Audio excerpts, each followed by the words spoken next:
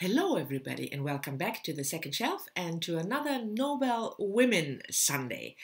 For those of you who might be new and don't know what I'm talking about, I'm hosting a read-along where we read one book by a female Nobel Prize for Literature winner each month, and then on the last Sunday of each month I make a video about the book that we read.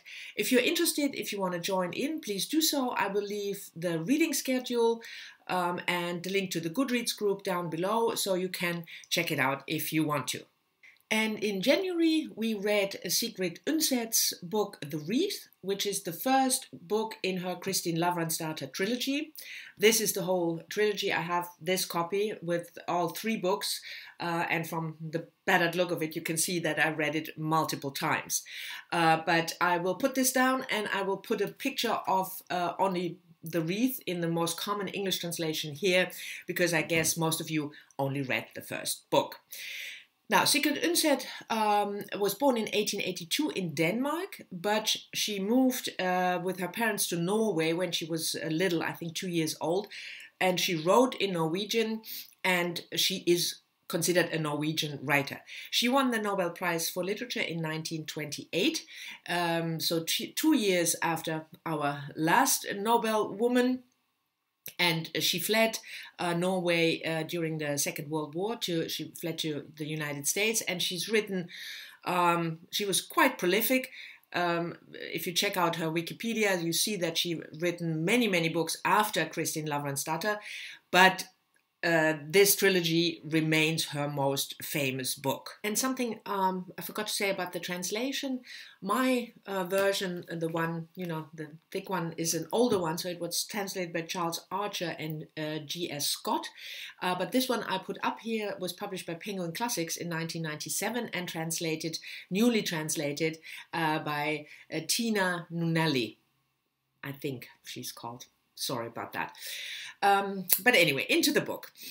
The book is set in early 14th century Norway. It starts in 1306 when Kristin, our main character, is a young girl, and she lives with her father Lavrans and her mother Ragnfrid in the north of Norway on a farm, you would call it, and her father is quite wealthy, or at least he is prosperous, and we then follow Kristin through her childhood until her early womanhood, when she gets married at the end of book 1.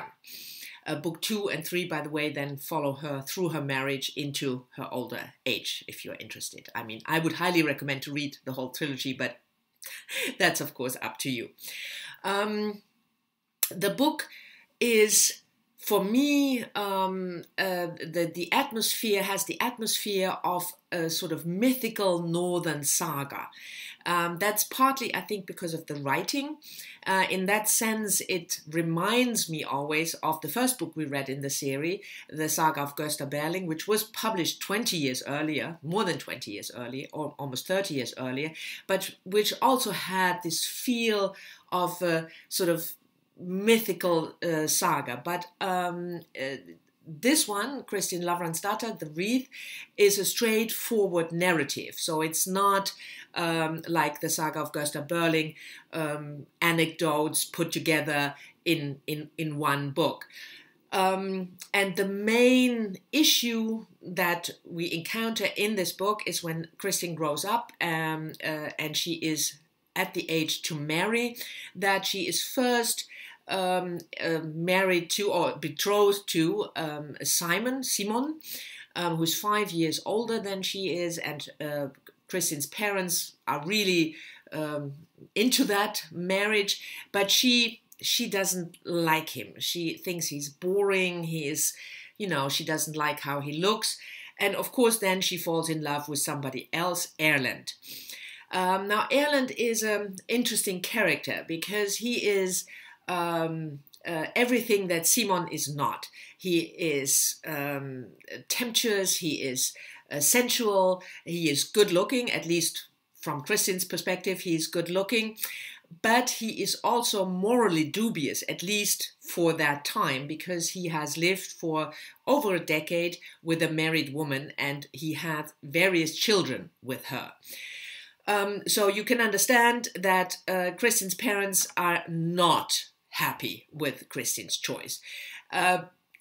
For those of you who haven't read the book, I will not tell you whether in the end Kristin will end up with Erlend or not. But this conflict, whether she can, follow her heart or whether she has to stick to convention, is one of the central themes of the book, obviously. Another really heavy theme in the book is faith, Catholicism to be exact. And you can maybe understand that if you know Sigrid Undsen's biography, because she converted to Catholicism when she was a young woman. So there is this theme or these topics of guilt running through the book that first of all have to do with the position of women back then, and not only back then, because obviously Kristin is not allowed to have sex before marriage. And the fact that she does is a major problem, quote unquote. It's a sin.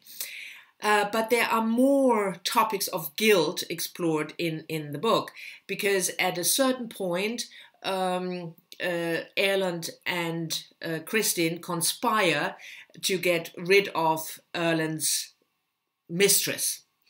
That is a really harrowing scene, I thought, how it is dealt with in a way that you can understand what happens, but you still think, at least I always think, oh no, don't do it. And even on my, 20th reread, I still think, oh no, please don't do it, because you know that this guilt will be carried on into the next 2 or 3 books. I really enjoyed the atmosphere of the book. I always enjoy, when I reread, this atmosphere of the northern part of Norway, and you feel the cold and you feel the environment. I really think that is wonderfully done. I know that when I checked in the Goodreads group, there was quite some discussion about the tropes in the book. A young woman is supposed to marry the good guy, the decent guy, and then she falls in love with the wrong guy. But for me, I don't experience it that way, because I can understand that Kristin wants to choose her own life, even though it's not what her parents want. So I never experience it in that way, in this typical young woman falling in love with the wrong guy. But I'm interested to hear, for those of you who read it, whether you felt that this was a bit, cliche. And I also very much like how we learn something about the life there. There's also quite some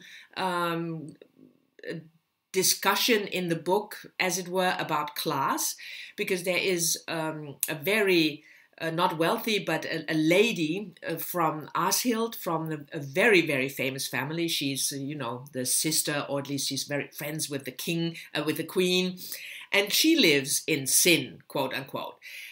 But that doesn't really matter, because she is so much up the social ladder that she can do that. So there is not only the topic of women's position back then in the 14th century, but it's also the various positions of class and how you can do things that other people are not allowed to do if you come from a really high class. So I thought that these two things are not only interesting, and I like the writing, but they also make the book, for me, not feel outdated. I feel that those themes are quite modern.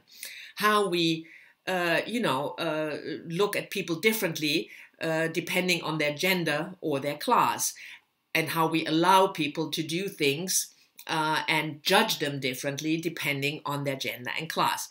So I really like this book. I reread it a lot. My mother introduced me to that book a long time ago, and she read it always in the German translation, but she always reads it in December, just before Christmas. So it's a book that I also carry, have some emotional baggage for me from my childhood. But anyway, I'm interested to hear your opinion on it, if you read it. And if you didn't, let me know whether you are planning to, and whether you are planning maybe to read the whole trilogy. So I'm really interested to hear that. And just to announce, for next month, February, we will read Pearl S. Buck, The Good Earth, which is also the first book in a trilogy. And we will discuss it on the last Sunday of February. Thank you very much for watching. I hope you've enjoyed this video, and I'm looking forward to your comments down below, and I'll see you all in the next one. Bye-bye.